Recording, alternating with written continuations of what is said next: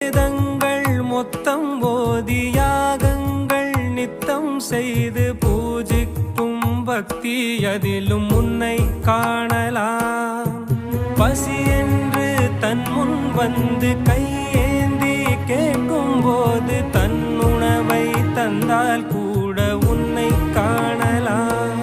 உன்னை காண பல கோடி இங்கு வாரி இறைக்கிறார்கள். எளிதாக உன்னை சேர இங்கு யாரு நினைக்கிறார்கள்.